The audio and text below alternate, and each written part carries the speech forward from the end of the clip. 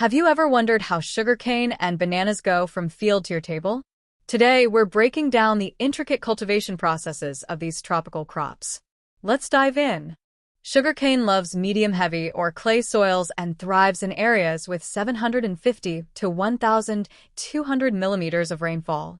But like any crop, it faces its challenges. Pests like termites and diseases such as red rot, whip smut, and grassy shoot can cause problems for farmers. The cultivation process starts with budded sets treated in a solution to protect the crop. Germination happens within the first 35 days when the soil needs mild moisture. The critical water period comes between days 101 and 270. Afterward, the crop reaches maturity. Farmers mulch the soil to retain moisture and weed the fields about 3 to 4 weeks after planting. Next, they tie the plants up in twists to prevent damage. You can tell sugarcane is mature when the lower leaves wither, and a hand refractometer shows a sugar reading of 20 or higher. In labs, they also run SMT tests to confirm maturity. Harvest usually kicks off in November and lasts for around 150 days. Tractors with rotating knives cut the crop into billets, which are 12-inch pieces. Now, let's switch gears to bananas. First up, farmers plant banana trees using seedlings and grow them in greenhouses until they reach about 40 centimeters tall.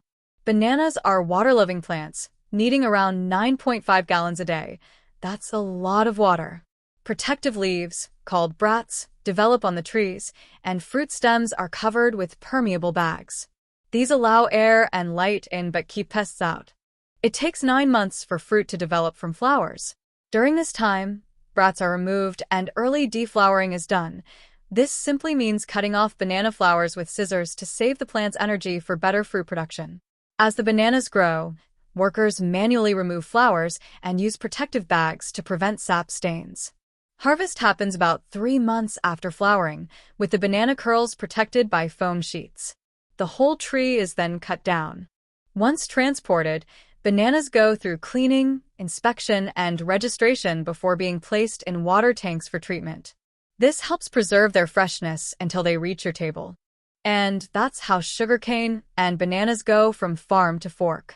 Thanks for tuning in today. If you learned something new, don't forget to like and subscribe. Check out our other videos to learn more.